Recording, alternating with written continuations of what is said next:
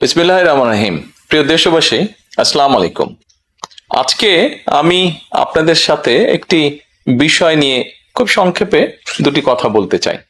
যে বিষয়টি সমাজের প্রত্যেকটি শ্রেণী পেশার মানুষকে স্পর্শ করে। যে বিষয়টি কি সেটি সেটি হচ্ছে আমাদের পরিবেশ।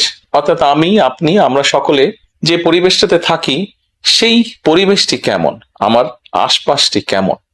আপনারা নিশ্চয়ই অধিকাংশ ক্ষেত্রে খেয়াল করে দেখেছেন, আমরা ঢাকা শহরের যে কোনো রাস্তাঘাটই হোক, যে কোনো এলাকাই হোক, যে কোনো জেলা শহরের এলাকাই হোক, রাস্তাঘাট হোক, এমনকি উপজেলা পর্যায়েও ক্ষেত্র বিশেষে বিভিন্ন গ্রামগঞ্জেও আমরা দেখেছি যে যেখানে বাজার ঘাট বা রাস্তা চলাচলে বেশি, সেই জায়গাগুলোতে চারিদিকে একটা জিনিস খুব পরিষ্কারভাবে চোখে পড়ে, যেটি আমরা যখন ছোট ছিলাম, আজকে থেকে 40 বছর আগে, 30 বছর আগে দৃশ্যটা এমন ছিল না, কিন্তু বর্তমানে দৃশ্যটা এইরকম। সেটা কেমন?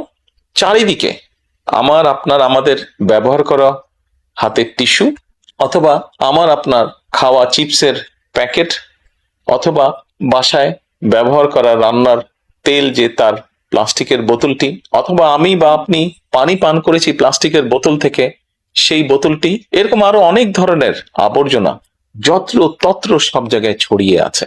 কোনো জায়গায় একটু বেশি জমা হয়ে আছে, অথবা যত্র তত্র লোকালয়ে চারিদিকে ছড়িয়ে আছে।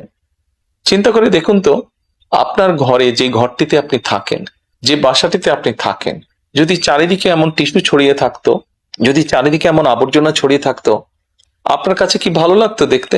নিশ্চয়ই না, আমাদের কারো কথাই ভালো লাগতো না। কবি তো সুন্দরভাবে লিখেছেন, সবুজ শস্য শ্যামলা আমার এই ভুবন।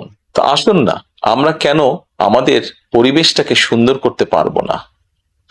বাংলাদেশের অধিকাংশ মানুষই পায়ে হেঁটে চলে, অথবা রিকশায় যায়, অথবা বাসে চলাচল করে। এই মানুষগুলো যখন রাস্তা পার হয়, বিভিন্ন জায়গায় যখন আবর্জনা জমে থাকে, ময়লা থাকে, এই মানুষগুলোর কিন্তু অনেক কষ্ট হয়, বিভিন্ন জায়গায় অনেক দুর্গন্ধ হয় আবর্জনা জমে থাকে।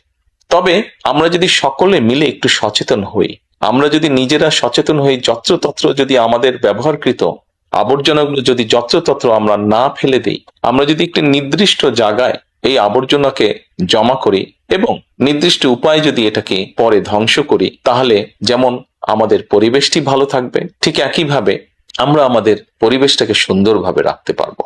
দেখুন, অনেক জায়গায় আমি দেখেছি, গত কয়েক মাসে যখন আমি দেশের বিভিন্ন জায়গায় গিয়েছি, হয়তো কোনো একটি পুকুরের পাশ দিয়ে যাচ্ছি, দেখেছি পুকুরের ভিতরে বিভিন্ন রকম ময়লা স্তূপ হয়ে পড়ে আছে, অথবা পুকুর পাড়ে বিভিন্ন ময়লা স্তূপ হয়ে পড়ে আছে।